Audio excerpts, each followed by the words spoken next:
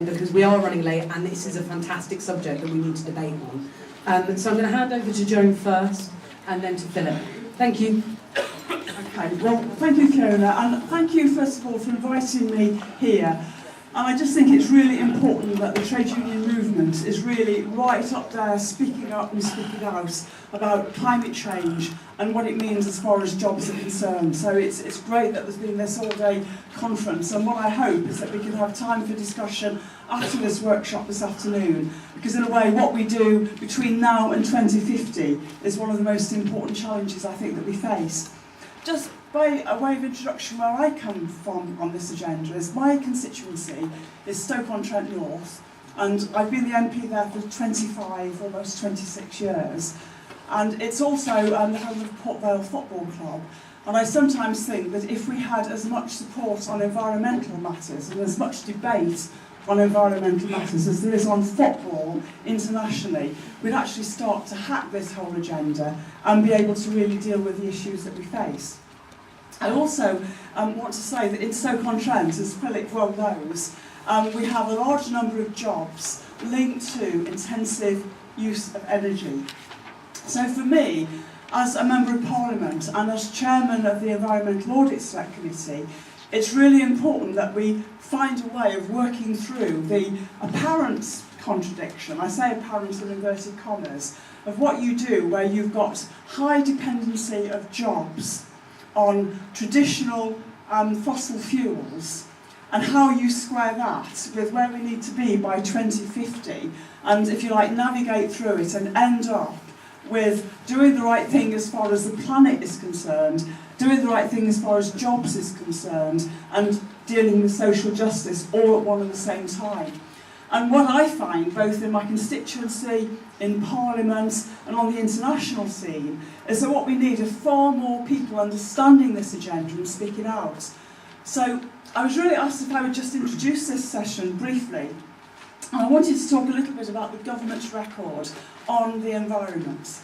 And I feel that the very first thing that they did was to get rid of the Sustainable Development Commission. And the PCS and various members in trade unions who've been involved in that work previously, plus other workers who are now going to be losing their jobs as a result of the austerity measures that they're taking. I think that in a way it says it all about the government's commitment.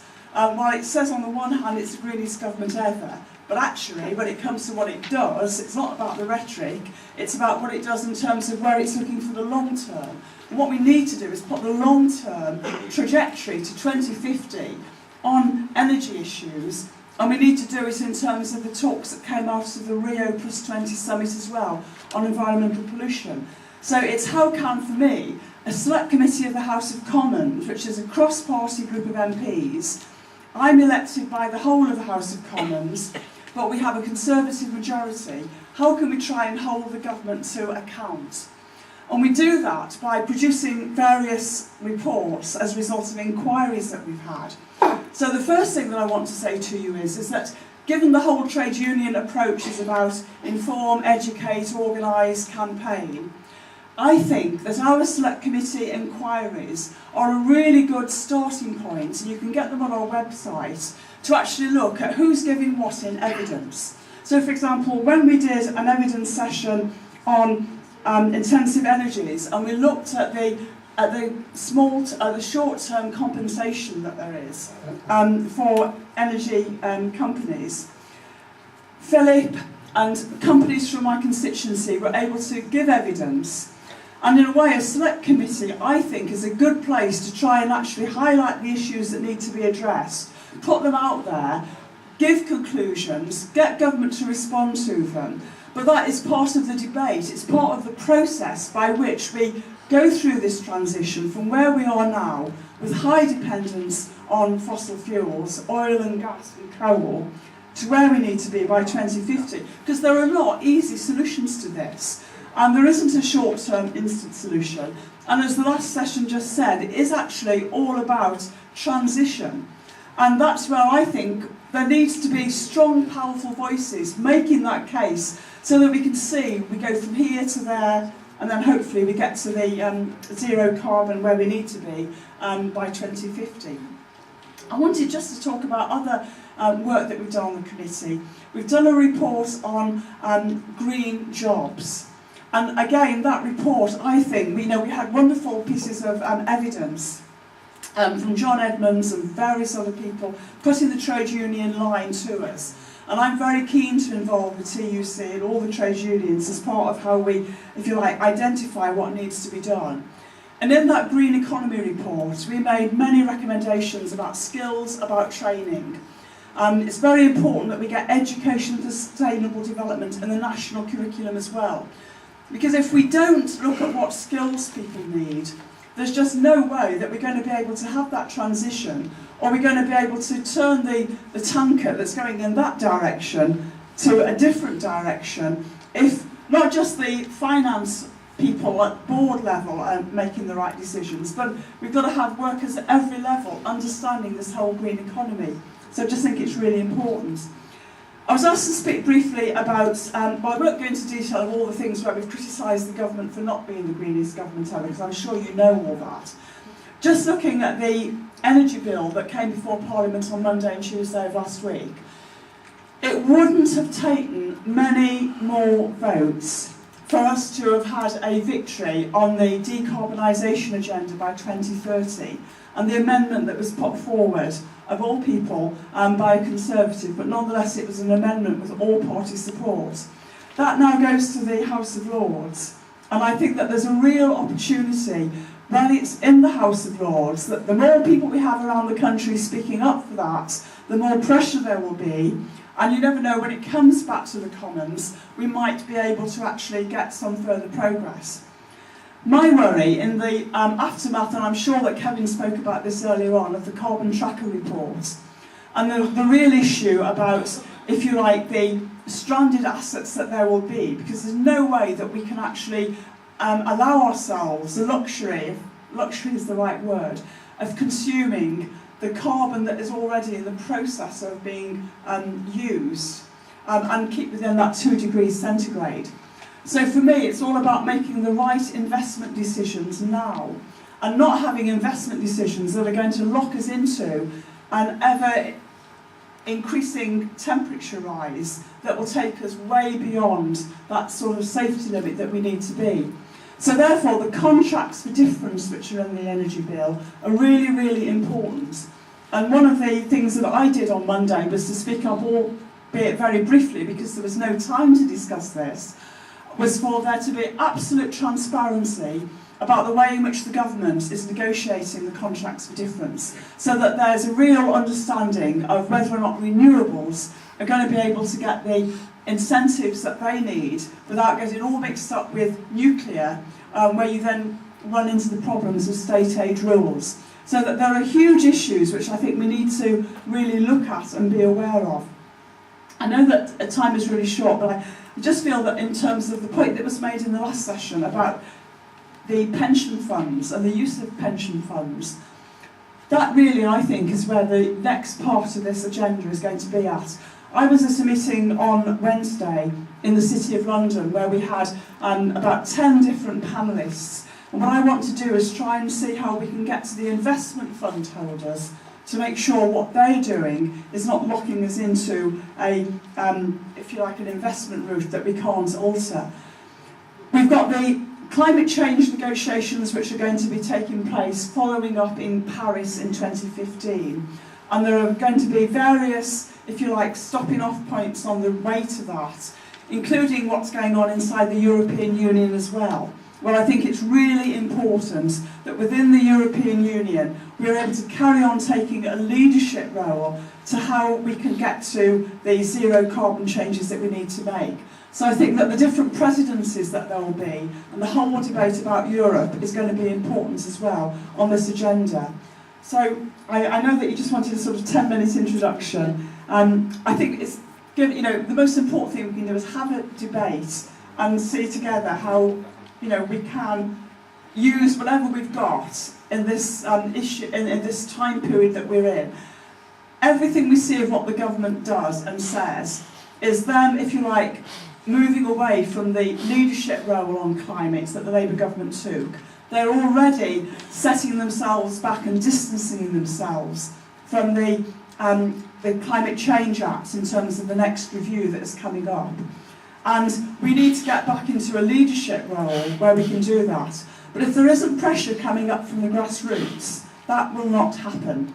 And I think that the most important thing that we can do is just really put pressure on all MPs, whatever political party they're in, and actually have a voice so that whether it's at national, regional, local or international level, there is a strong case that however difficult it is, it's not going to be impossible. And out of the transition and the long-term goal, jobs will be created and social justice. Thank you.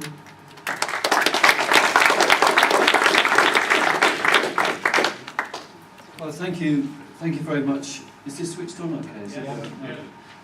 Well, thanks a lot, Joan, and just to put on the record really the appreciation that I'm sure many of us have in this room, certainly the TUC, for the independent voice and the critical voice to government that Joan's committee has, portrayed over a long period of time.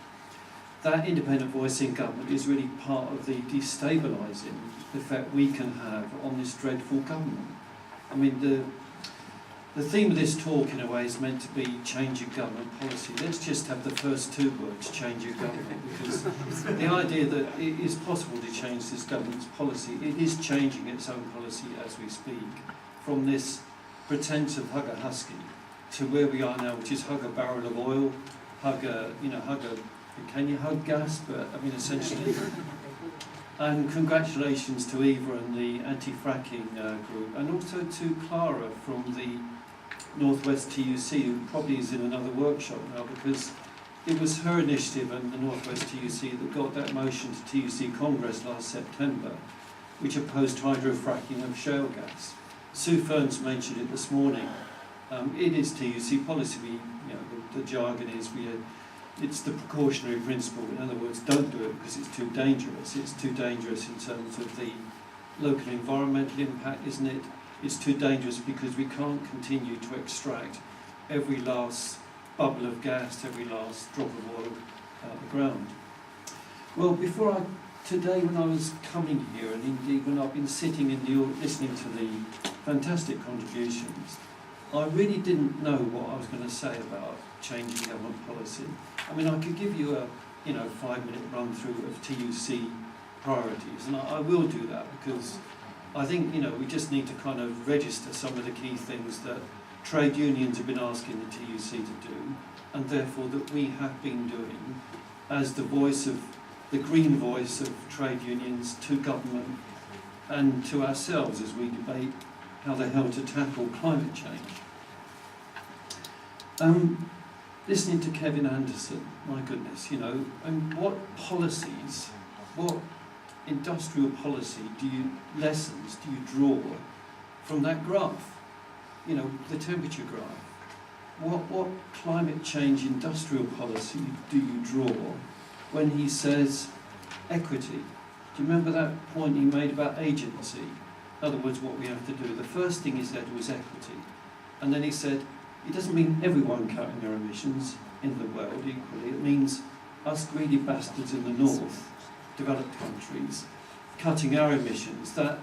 Remember the 80-20 rule? We are the 20, and within our lot, we have to undertake the biggest share of emissions reduction. So that's a point for policy, isn't it? That should inform trade unions. This is what we have to do is first reduce consumption. You've also got to worry about this, Lara's point, from the US, the 565 gigaton problem versus the big oil companies have got 5 times that available to burn. So we've got to also change the way we produce energy. So that's maybe the second point. But on the first point about consumption, so I was thinking, well, what are we doing about cutting consumption? And then so the light goes on that actually trade unions have got this really brilliant idea, which is well below the radar of the Daily Mail, the Daily Express, but it's the greening the workplace projects that many trade unions are now working on.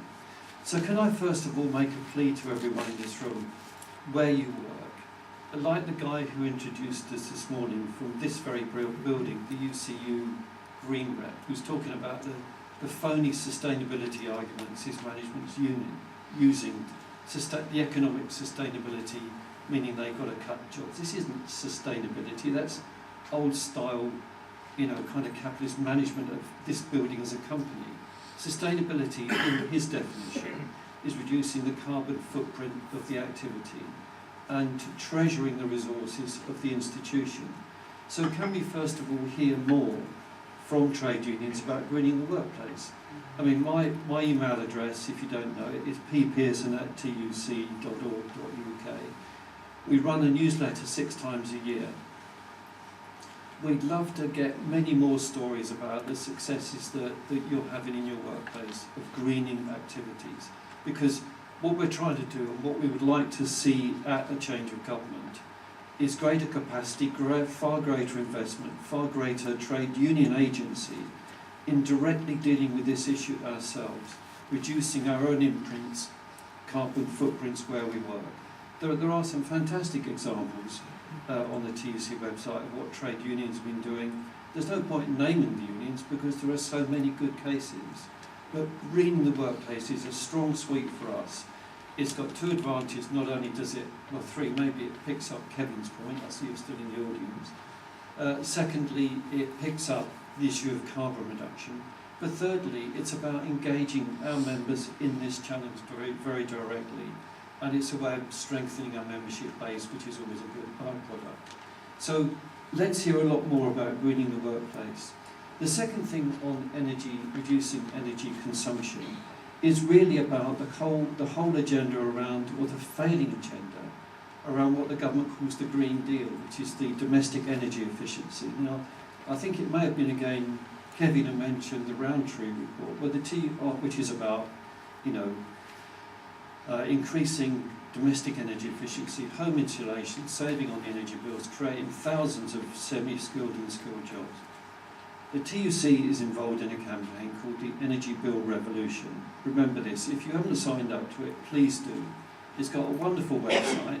What it wants to do is recycle the 3 billion of annual carbon taxes that this government is now picking up into this very thing that we were talking about, home insulation projects.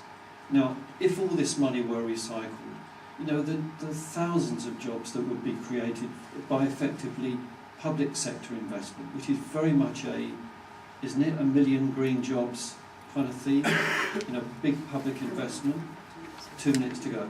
So can we just see more of us getting in behind Green Deal campaigns that are about the real investment, not the government Green Deal. The reason I question that is because since the ending of public investment, I mean the ending of public investment in home insulation, which under Labour was running at £350 million a year, is collapsed.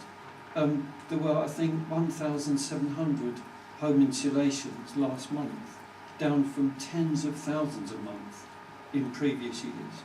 So that's the kind of the second point I'd like to raise from what Kevin was saying. And I think just thirdly, the kind of broad issue around how we develop our climate change policies through trade unions. So there's so much to talk about, but maybe 2 points. Number 1, on just transition, this broad overarching thing. And 2, the work we have been doing to answer a question that was put just now about energy intensive industries. On the question of just transition, trade unions, many of the trade unions have got this language in their kind of DNA. A union voice, a place at the table for trade unions, pillar number 1. 2, investing in green jobs, those green investments that will drive the way forward. So in Hull, there's a demand, isn't there, for Siemens to open a turbine manufacturing plant so that those turbines that stand up in the North Sea, I know I'm slightly overwhelmed, so that those turbines that stand up in the North Sea, of which there are thousands, use UK steel, use UK manufacturing, use UK engines in the devices that turn at the top, most of which, at least 2/3 of which technology is imported, which is ridiculous. So domestic manufacturing. around sort of energy efficiency is a really, really important way forward.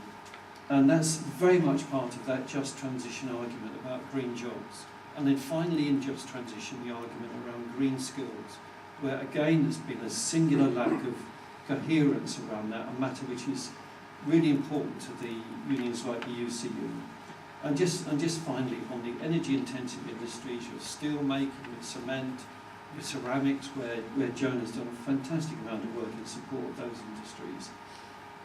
Okay, we've criticised government. I think it would be bad if we didn't think we had any influence. We would look as if we have no influence. And I think there have been occasions, even under this most brown of green governments, there have been occasions when we do feel we've managed to change policy, bring in some transitional support costs to prevent the worst impacts of, I nearly said, climate change policy, because not all climate change policy is easy. Sometimes adjusting to it in the UK, when you price carbon, does bring serious problems for the price of steel and other goods where there is high energy content, there is a carbon price to be paid. And we are in there too, fighting to secure those jobs in Britain, that steel in Britain for our own turbines. There's far more to be said, but maybe we can get on with Q&A. Thank you very much.